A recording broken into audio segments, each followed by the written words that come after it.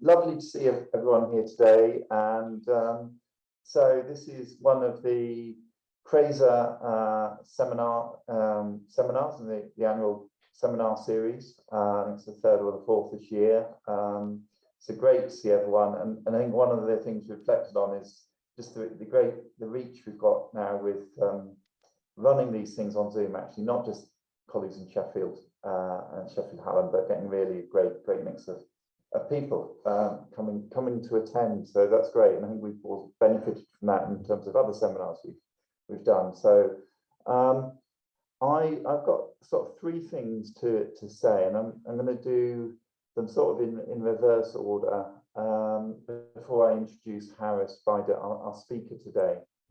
So the first thing to do is, as actually before introducing Harris, is just to say something about our next seminar. We're going to, not the one after Harris, and that's going to be given on the 19th of January at 10 till 11. Details of the links will come out if you've not already seen them. Ross Ferguson and Nicola Yates from the Open University will be talking about their recent book, Globalizing Youth Unemployment. So watch out for links to that in the new year. So that's great. Format of the seminar is, and Harris is going to talk, I think, for sort of 20-25 minutes or so, and then we'll open up for questions. So just to say, in terms of the question format, what we found works pretty well is if you post a question in the chat, something you think of as we go along, I'll then try and collate some of the questions together and we'll pitch those to Harris at the end. Probably invite you to ask the questions, but we'll see. You know, if we get loads and loads, I might just try and sort of summarize, synthesize those and pitch those to Harris. So great to see Kevin Albertson here as well. We've got an economist in the audience, which is great. Hello, Kevin. Hi. So yeah. Forgive me if I look mostly. Really lucky to have Professor Harris Beider here today. We're just trying to work out when the last seminar Harris gave at CRESR was. I think it was 2007. It was on community cohesion. Others might remember differently who were there. Rob McMillan, Steve Green, Jan, Tina, who might have been there back then.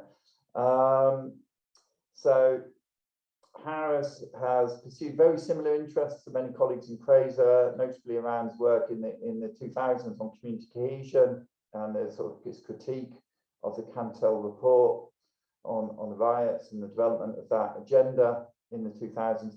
Much more recently, his interests have turned much more acutely to issues of race and of class, identity and change, again with a very strong urban focus.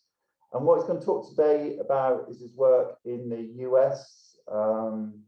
He had a period at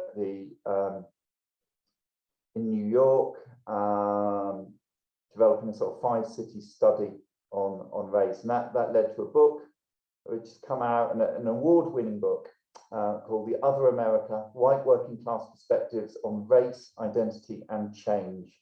Particularly around the time of the 2016 US elections and the campaign. So without further ado, Harris, over to you. Thanks very much. Thank you very, very much, Peter, and really good to see friends and colleagues from Sheffield Hallam again. As Peter said, I think the last time I did something like this like 14 years ago, so literally I come like it's the same frequency as a hurricane in the UK, so once every 14 years. So I'll see you in 14 years' time beyond this. But I just want to talk about, as Peter was saying, a study that I completed in the United States several years ago.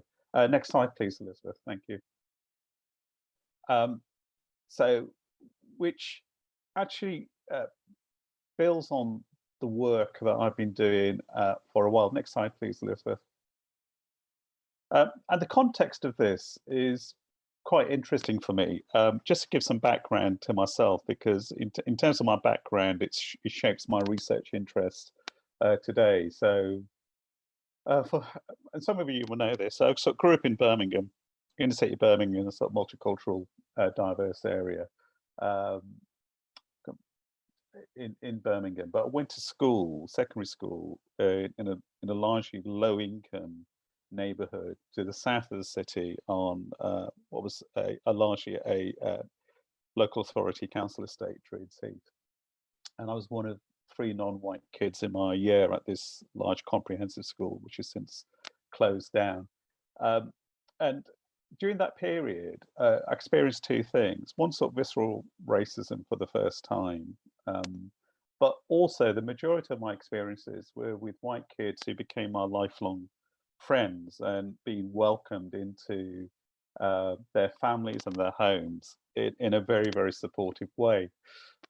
If you roll that forward in terms of some of the policy debates around what we perceive to and frame as white working class communities, those communities has largely been seen initially in the 2000s as being problematic, economically problematic and socially problematic. Lots of debates over the last 20 plus years around the deserving and non-deserving working class. So some of us who are old enough to remember John Redwood going to a council estate in Wales and complaining about young women wheeling pushchairs around who are living on benefit. The media depictions around working class communities from white backgrounds in programs such as Little Britain was very much a mockery of depictions around working class communities. And you roll that forward in this country, and certainly in terms of Brexit, the vote on Brexit, where I think largely the narrative was that white working class communities were somehow to blame for the Brexit result and the predicament that the country now finds itself in. So all of those depictions and framing were at odds with my lived experiences growing up in Birmingham. And I suppose that's fired my interest and my work around race and class. Next slide, please, Elizabeth. And that's culminated, I think, in work in the US and UK. So I've back in 2009, I submitted a proposal on a study around white working class perspectives on cohesion in the UK to the Joseph Rowntree Foundation. And I remember submitting that proposal. So I really wanted to do it. It was a three city study, largely qualitative. And it was supported by the trustees of Joseph Rowntree Foundation, but latterly, after it was supported and we completed the report, the director of research at Joseph Rowntree Foundation said the proposal was good, but I had to convince my trustees at JRF that this was important and valid and should be supported, because they were saying the same things as I think lots of research councils at the time were saying. So why are we talking about white people and why are we talking about white working class communities? We should be focused on visible minority communities. We should be done on that. And why should we invest £96,000 on this study on that? And that showed, I think, some of the challenges that researchers face to look at areas that are not may not be particularly attractive to funders and goes against the grain. Anyway, we did that study, and there's loads of data that was generated, and that culminated in my book, White Working Class Voices, back in 2000 and I think 2011, 2014. But interestingly enough, Joseph Rowntree Foundation did an audit around that work and found out that in terms of impact and the connection in terms of the media, that project had the most impact of any JRF project during that cycle. So it showed that there's a gap between trustees funding proposals and the need to do research. And it could be any area of work. It just happens to be sort of white working class communities. And I think that's a challenge, I think, for research councils as well. So don't discount areas of work just because it may prove to go against the way you may see the world. So that was the first project on white working class, and then I got a grant from the Open Society Foundation in the UK to do some work looking at in Walthamstow, northeast London, looking at attempts to build bridges between low-income white communities in Walthamstow and low-income, largely Pakistani British communities there. And that project was really interesting. Again, getting grassroots views around people's perceptions, around race, class, identity, place. And again, that helped Open Society Foundation to really think about low-income white communities as an important area of work. And I think that, along with other studies, framed Open Society Foundation Europe's study on a number of different cities in the mid-2015s to look at that in more depth. And as Peter was saying, recently, I've been in the States, been very fortunate to have 2 years teaching at Columbia. And while I was there in New York, I engaged with the Open Society Foundation US, based in New York. And I said to him, look, I've got this plan to do this five study project.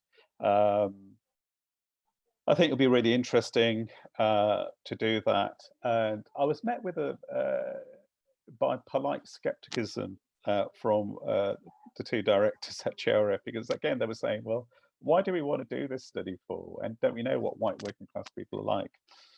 And they said, I submitted a proposal, and they said, well, we're having a trustees meeting in Birmingham, Alabama, in 2 weeks' time, and we'll let you know. So I thought that was just a brush off, basically, that they were just being polite.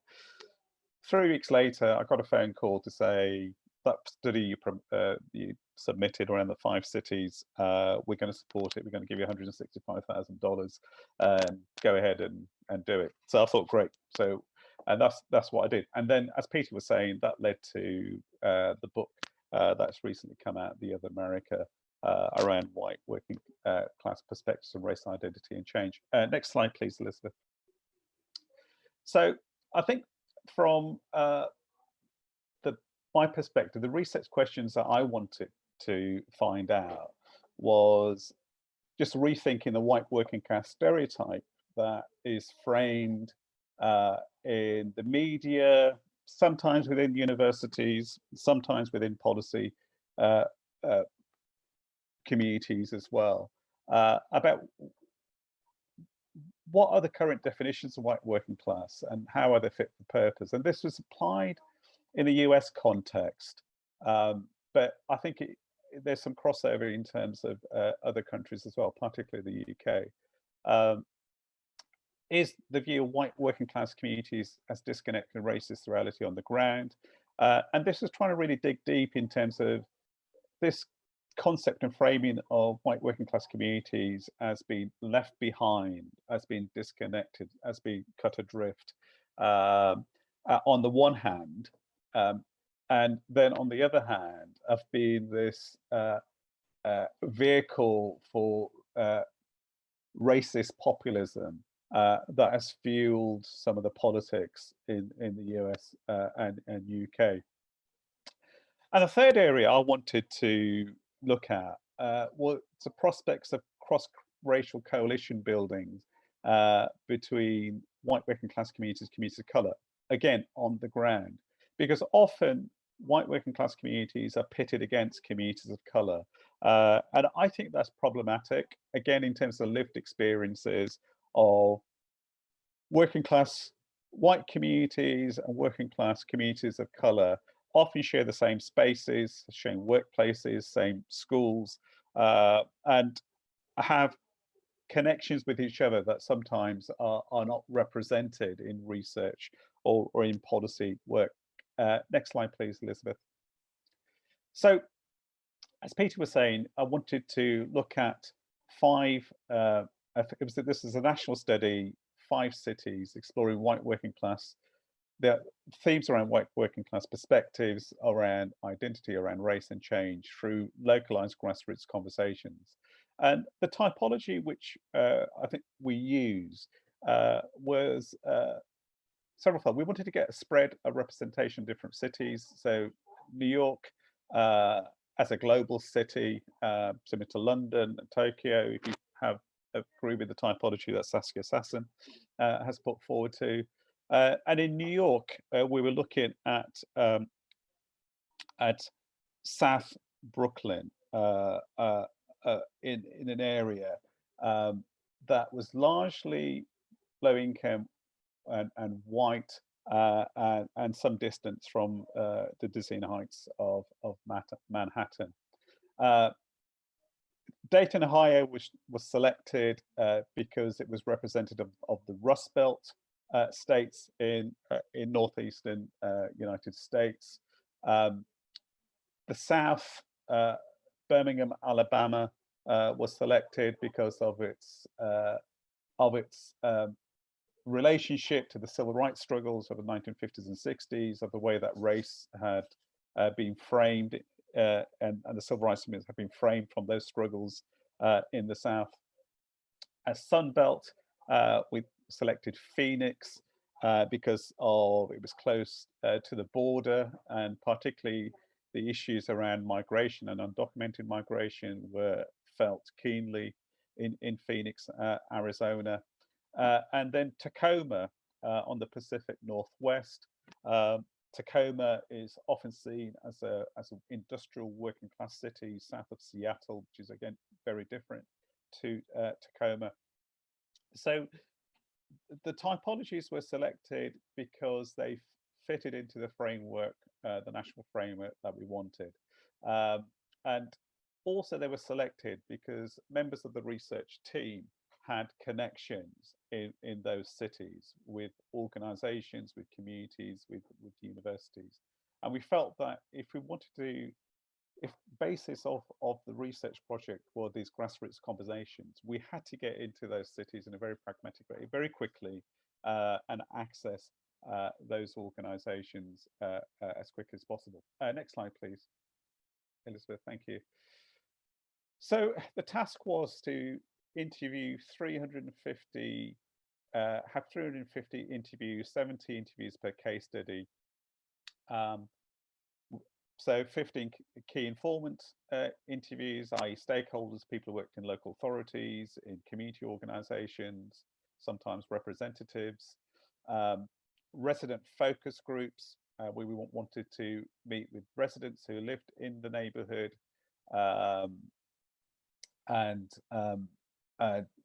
so we can be rooted in those neighborhoods with discussions with people on the ground. Third space, informal interviews. So these were interviews that were very, very unstructured, that took place in diners, with Uber drivers, in cafes, with people that we would meet and have those informal discussions, again asking similar sort of questions. And what we wanted to do is culminate this in regional workshops, that the emerging findings would be relayed back to the people that we met in each of those these cities, to say, this is what we found out. Does this accord with your reality on the ground? Just making sure that it was tightened up. We worked with community organizations that had the capacity and the skills to reach out to lots of people, and were trusted by local people, because we wanted to get these interviews done. It was a very difficult task. We had a very short time scale to do this in terms of 12 months. Next slide, please, Elizabeth. And the result was that we actually had 118% success rate of those interviews. And I think partly the success of our work, getting the interviews, getting the data, was based on trusted relationships with activists and community organizations. we had to sell the project to each of the organizations that we wanted to work in partnership with, and to say, this is what we were trying to do, this is what we're about. And I think it helped that the majority of the research team were British. And also the majority of the research team were non-white British as well, because we didn't have an axe to grind. We were seen to be objective. Hopefully we came across as being fairly reasonable. We also, I think our outsider status, and we talk about this in the book, enabled us to ask the questions that I think researchers in the States would find very difficult, just in terms of the toxic nature of race and politics in the States. So selling the project, I think, may have been easy for us than for some of our colleagues in the States. We worked really well with activists and community organizations. We used snowball sampling to ensure that we got our target or number of interviews. And I said we kept on going back. It's very experiential on the ground. Kept on going back, kept really in close contact with the people that we met. So they became advocates for the project. Next slide, please, Elizabeth. So the context is of a time in the United States during 2016, 2015, 2016, the rise of Donald Trump, the US elections, the rise of populism in the States. So people were talking about the election provided the backdrop to our study. Next slide, please, Elizabeth. So remembering we wanted to talk about the definitions of white working class in the United States. And typically the definitions of white working class in the United States in policy and in census were people who identified as white without a college degree. That was the most popularly used definition in policy circles. Using that definition, you would come up with the analogy that Bill Gates and Mark Zuckerberg are members of the white working class because they're both white, they don't have a college degree. Both of them dropped out of Harvard. And clearly that's a crass way to look upon on that issue. What we found was the definitions around white working class were very fluid and complex. And I want to illustrate this by quotes that we had from our interviewees. And so this person here, working class to be is my background. It frames it as, in terms of occupation, administrative assistant. Dad was a police officer. She's a hairstylist. She doesn't have a college education, not sustained. You just go to work every day. So this was about background, occupation, about work. Next slide, please, Elizabeth. And then we started talking to asking people just to explain what it is about values that you have. And across all 5 cities, there was a very strong sense of these so ubiquitous values about family, about honesty, about hard work. As we see here, it's about family, it's about looking after each other, it's close as being able to talk, it's watching out for each other. It's a great sense of bonding capital, about people working together in the family. The family is like the bedrock of your being, and you look out for each other. And again, you would step in to friends who were finding in difficult times. So this interview said about a friend who went through a divorce, financially was really difficult. She said, I would feed him. So going out there, making sure that he was okay, making sure that he was eating properly. That sense of the community working together to support each other. Values was really, really important. Next slide, please, Elizabeth.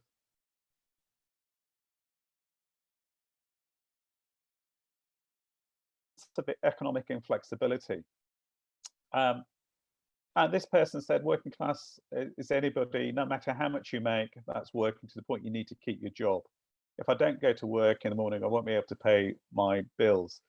So we had some people across all of the case study cities saying, it doesn't matter where you are in the spectrum in terms of your occupation. If you have to go out to work, if you have to, you're dependent on working, you can't just withdraw from work, you're working class.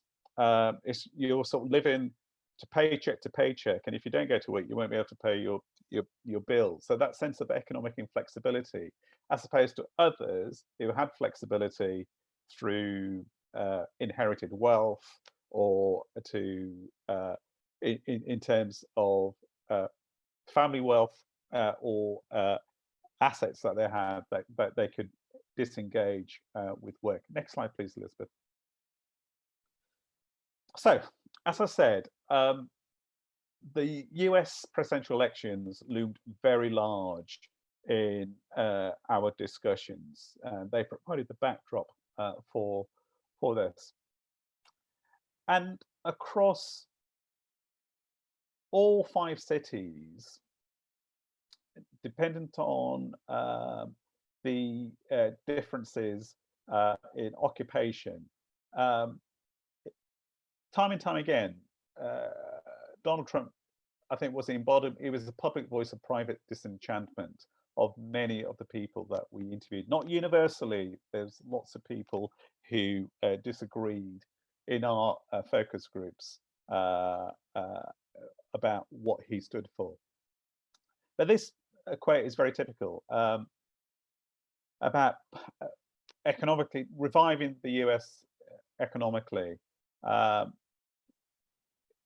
Needed to build that working class again. So working class communities have, I think there's parallels in the UK in terms of trade union rights being whittled away, about deindustrialization, about moving away from mass production into smaller units, economic units of production, about the working class being less important than other communities.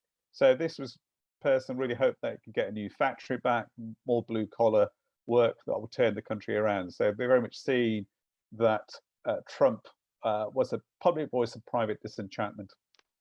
And also in a strange way, just as Obama in 2008 was the candidate for hope and change, for largely for people living in cities, for communities of color, or for swathes of white people about hope and change. I think Trump was hope and change for a different constituency, as we saw in the election campaign in terms of his strategy of winning the Rust Belt states and mobilizing communities around his campaign. Next slide, please, Elizabeth.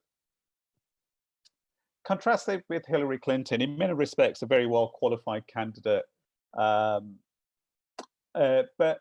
to many in our focus group, she was seen as an elite, as an insider. So Trump, even though he claims to be a wealthy person and he's very much been an insider, he positioned himself as an outsider looking in, whereas Hillary Clinton was seen as elite and an insider. The values that are so important to working class communities in our studies, she was seen as not being aligned to those. So seen as a career politician, not representing the working class people.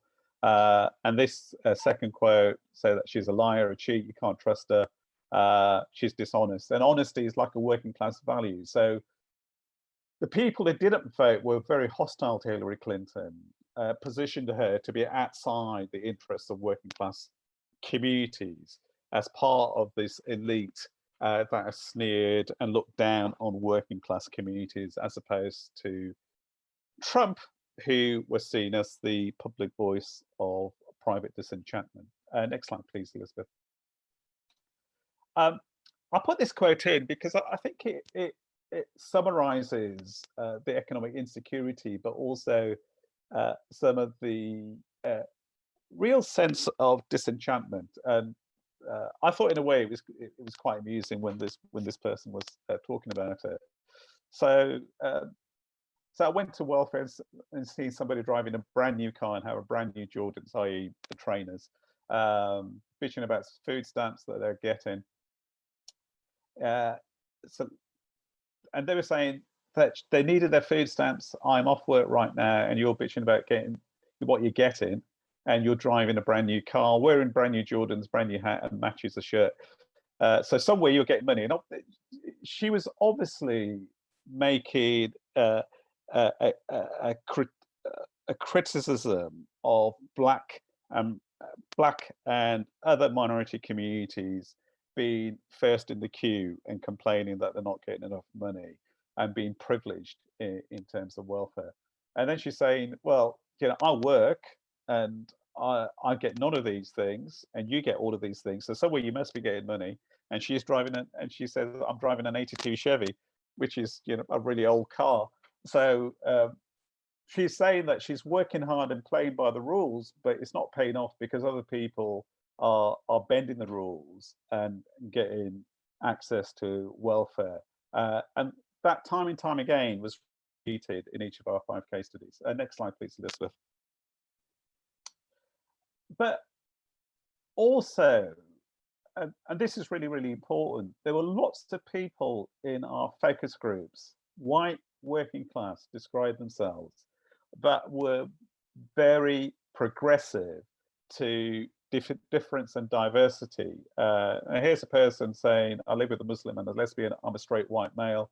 And another person saying that we can learn lots from the ways that different communities that come to the States have organized themselves as well. So they recognize that the working class communities were composed of more communities than just white people. There were other people who were contributing to neighborhoods and communities and well-being that were different to themselves. Next slide, please, Elizabeth. So moving forward and coming to our closing slides. Next slide, please, Elizabeth.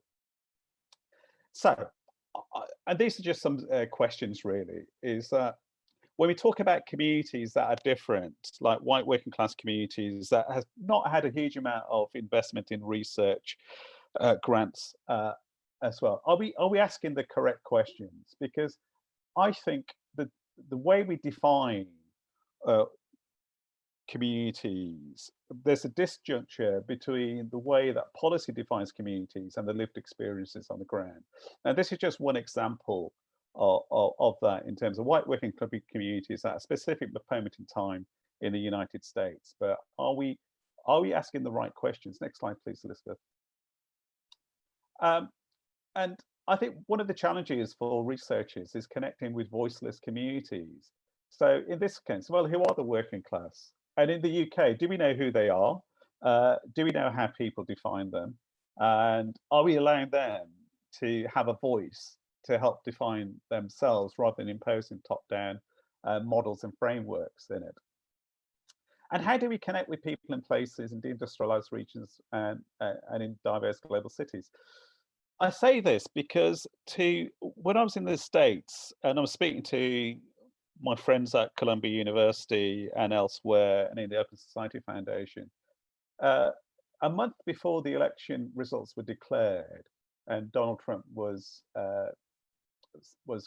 claiming his victory, people were still saying to me that Trump's going to get a shellacking. He's going to be Clinton by many, many points. And I was just saying to them, well, I've been doing this work around the States and speaking to people, and it doesn't really seem like that to me. So it came as a huge shock to people because I feel that they were disconnected from what was happening on the ground. And I think the other thing is the role of researchers in influencing the public and political agenda.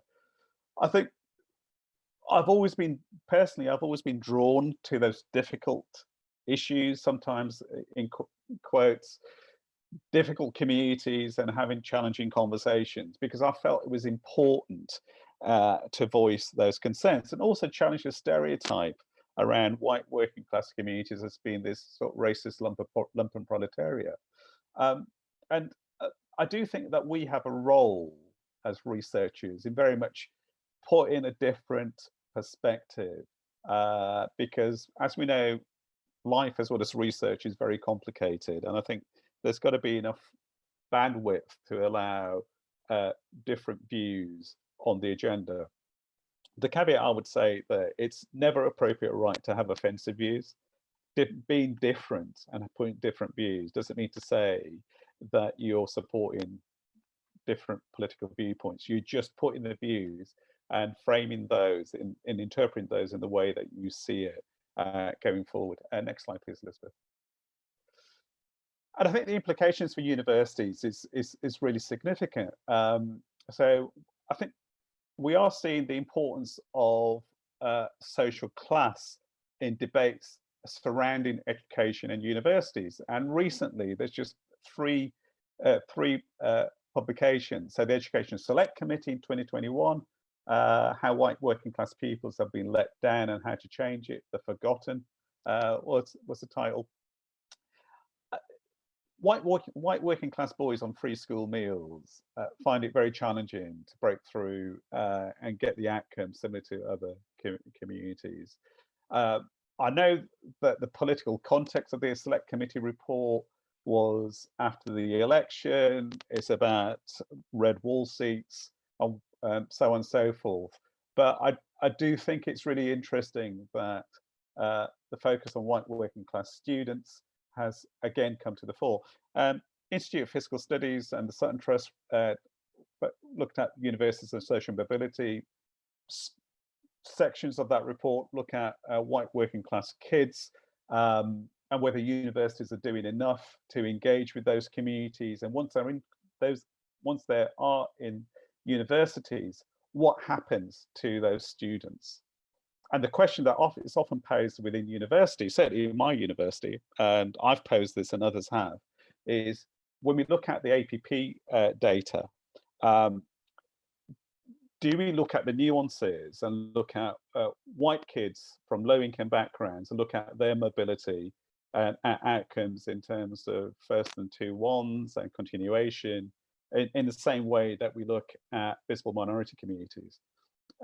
And I think this is a challenge within universities to focus in on white kids from poor backgrounds in the same way that we focused on visible minority kids from poor backgrounds. It's not either or. I think there has to be more attention to that. One of the students in the School of Social Sciences, school rep, said to me, come from a background in caring, sofa surfing, just graduated with a really good 2-1 from BCU. She said throughout her university career, she didn't have anyone that she felt, she didn't have seen any initiatives that the university has that spoke to her lived experiences as a white working class woman at university. And I think that's very telling. And of course, we got the white paper on levelling up in terms of the North. And again, the Conservatives' election victory, which is largely on getting Brexit done, winning constituencies and seats that have been traditionally Labour in the Midlands and the north of England. So I think working class and white working class has come into play in a significant way in the UK, in institutions, in politics, in social policy. And I think that creates an opportunity for us, frankly, to move forward. Next slide, please, Elizabeth. So I think what I want to leave with is about, we need, as researchers, we need to really reconnect or consolidate our connection with residents and people, and creating a different type of narrative that challenges that vote leave, tech controlled, white working class communities being a lumpen proletariat, about being racist. Because I'm a big believer in qualitative research, because I think quantitative research will give you the breadth, but qual research gives you depth. And I think those lived experiences, narratives, thematic analysis, building that into research and practice, I think is a good way forward. So next slide, please, Elizabeth. And I think that's me done. You can take the slide down. Thanks very much, Elizabeth, for helping me through that. I'm very happy to ask questions and to answer questions from colleagues. Great.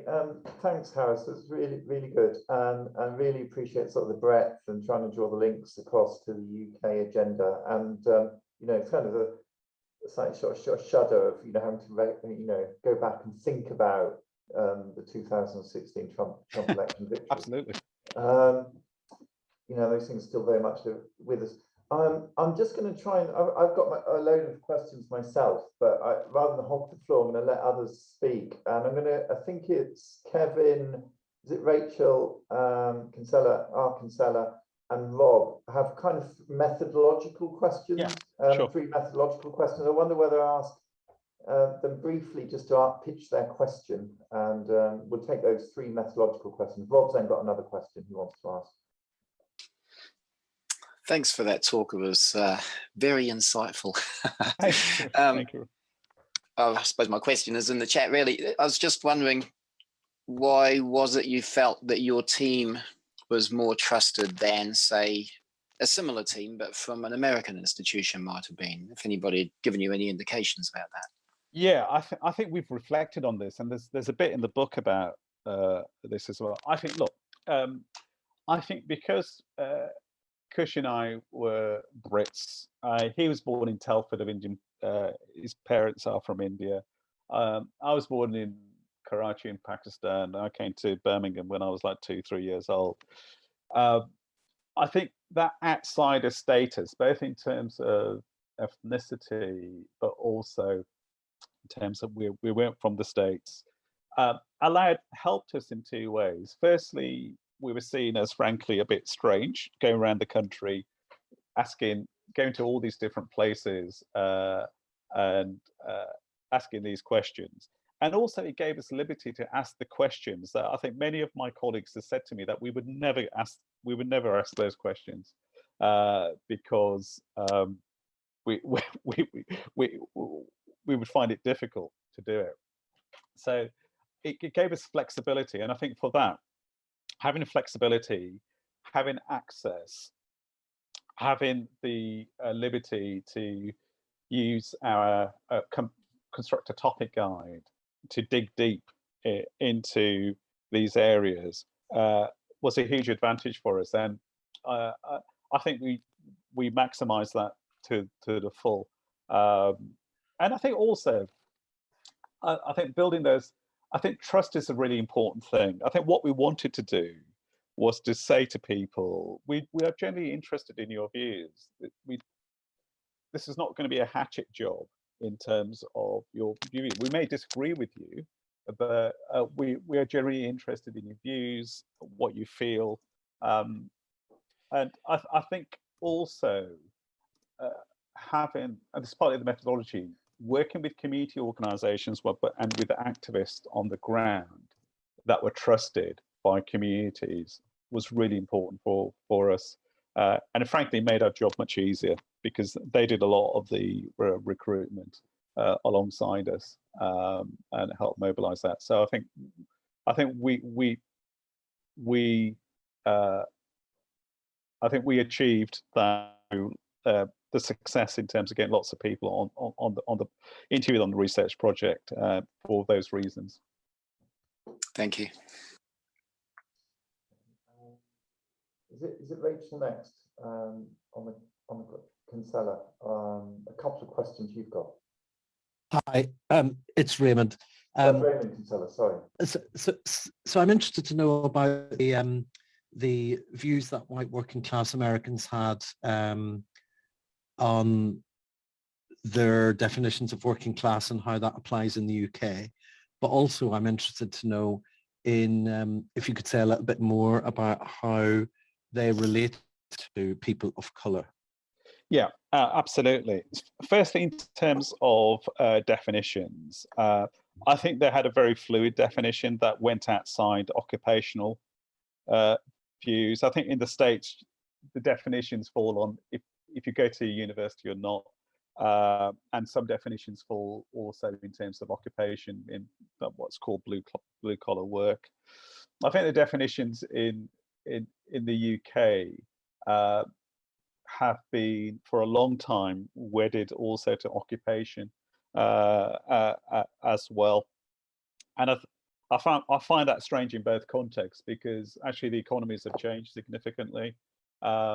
There's been deindustrialization, there's been a financial crash, people have gone out of work, have lost their homes. So the expanse of what we call as working class, I think people feel, if it's about occupation or lack of money, people feel working class. They don't feel particularly privileged or part of the middle class. And certainly in the States, we had all sorts of different people who worked in all sorts of jobs, feeling that they were working class.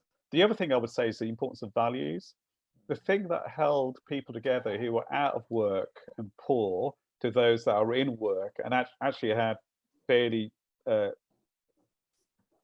medium to high levels of income was their values. And time and time again, it was said to us is that wherever you are in terms of occupation or class, you know where you come from, and your working class values are the framework that bind you together and connect you to people who otherwise you would have very little to do with. In terms of the perception and communities, it's really interesting. People that we interviewed across all sites, the white bit of white working class was dropped very quickly. Okay, people spoke about working class. They didn't speak of white working class.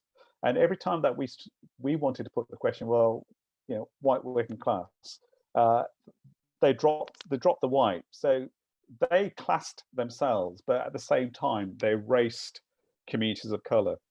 So communities of color, for many of our residents, when there were Black communities, or there were Latino communities, or there were Asian American communities, there were never Black working class communities, or Latino working class communities, or Asian American working class communities. They were seen through the prism of race. White communities that we interviewed were seen through the prism of race. And I think that's a challenge, not exclusively, because as I mentioned in my presentation, there were similar commonalities that people spoke about, but largely the conversations were race and class, depending on who you're talking to about, rather. Thanks, Harris. I think I'm going to ask, kind of group the next three questions together, if that's okay, and then just Sure. hold until they've each asked them. We've got Laura Kilby, Richard Crisp, and Ed Ferrari, if that's okay. You want to pitch yours quite briefly, and we'll get Harris to respond to those. Thanks, Peter. Thanks, Harris. Really, really interesting talk. I guess my question sort of slightly continues from the point you just made, which was, I'm interested in that kind of relationship between white working class communities and communities of colour. And I'm always interested in how, you know, what unites communities versus what divides them, and how we can,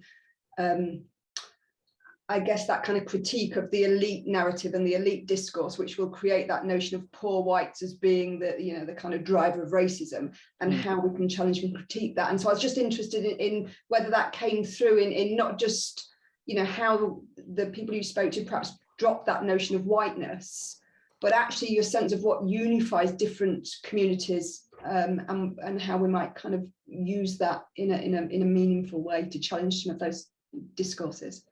Yeah, I think that's a really important question, because it's get to the. I'm just going to ask Rich to ask his. Yeah, sure. Okay. Sorry. It's really easy to jump in. Yeah, Rich. Thanks, Peter, and thanks, Harris, for a really interesting presentation. I've got two questions, but I think one of them is similar to Ed, so I'll let Ed ask the one about space. And Ed's happy for you to ask the question. You go ahead, Rich. Okay, well, I have two. The first one was about the significance of space and place. So how did the perceptions and experiences of your participants vary or not across the 5 cities, and what kind of shaped any differences you observed? And the second one was whether you sort of contextualized your research in terms of wider debates and theories of class, you know, Marxist debates, or some of the work inspired by Bourdieu, because it strikes me there's quite a lot it could say about Bourdieusian cultural class analysis. I'm just interested if you picked up on those those debates. Yeah, and I'd like to do. I mean, I would like to do more stuff on that. I was joking with Pete earlier on about, since I got this role as head of school nearly 3 years ago, my research career's died as I took, because I don't have enough time to do the stuff on it. So I think asking the question before, was it Rachel? Laura, yeah. Sorry, Laura. So I do think that I think there's huge amounts of commonality around lived experiences that bind together low-income white communities and low-income Black and brown communities and other minority communities in the UK.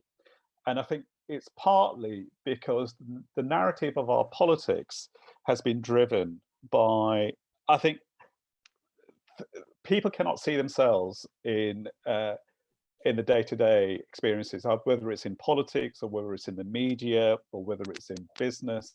They can't see themselves represented in there. And I think one of the challenges around coalition building is looking at neighborhoods. I think interestingly, one of the things around COVID and the way we're working here, it's focused people's minds on their neighborhood and their areas. And I think if you live in a community that is diverse in terms of class and ethnicity, for example, COVID has actually pulled people together, either virtually around space, and this links to I think the next question that was asked, is it's broken down barriers at one level, but it's highlighted and illustrated challenges at another level. I think one of the challenges for both the Democrats and Labour and parties in Europe that are on the left or the centre left is how do they negotiate identity politics and frame those as not the concern of certain groups but the concern of all of us. And I think in those identity politics, I think class is an identity that people are very proud of. So how does that transcend and work with issues around Black Lives Matter, for example, or the environmental movement, or issues around gender and women's rights and everything else? And I think the challenge for politicians is to actually engage at a grassroots level with communities much more than they have done. It's a challenge to have more representative voices in Parliament or in the media and elsewhere. Yes, it is, but I don't think you can't. It's not simply about representation. It's simply about working and organising our politics and our media in very, very different ways than we have done. I think there's a huge amount of work, actually, potential to be done there.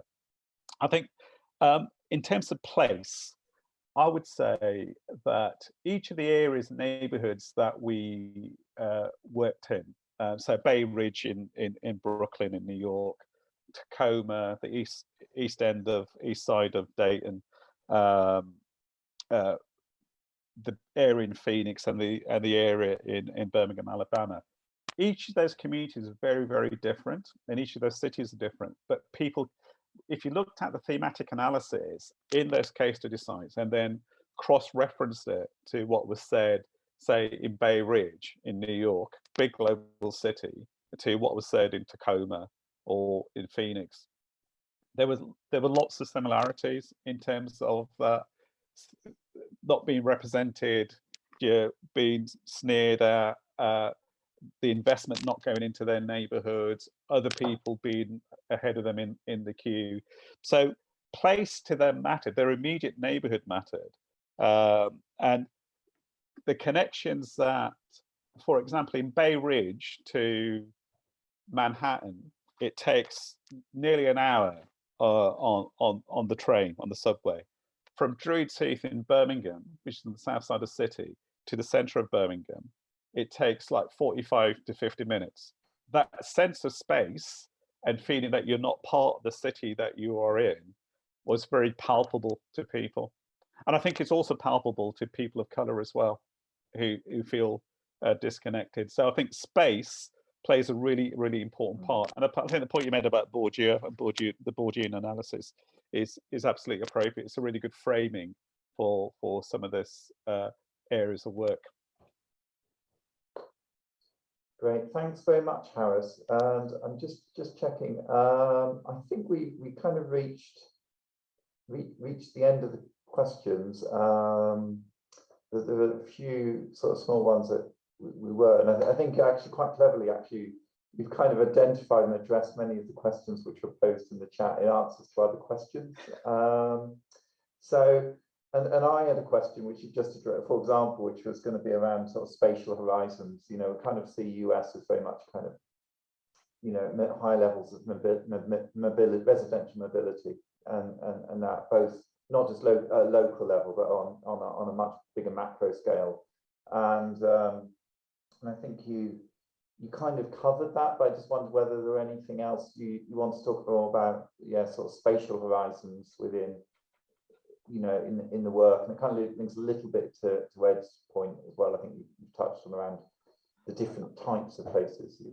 Yeah, I mean, I think it's really interesting. I know that Ed and yourself and others at CRESR just doing a lot of work around housing markets and gentrification and displacement. So if you look at sort of global cities like London and second-tier cities like Birmingham, Manchester,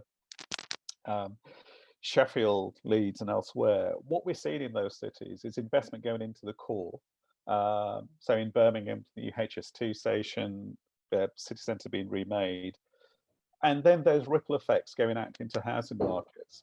So largely in sort of low-income communities and in ethnically diverse communities, house prices have increased significantly. People have been pushed out. Or you're having the other example in Birmingham and perhaps elsewhere, where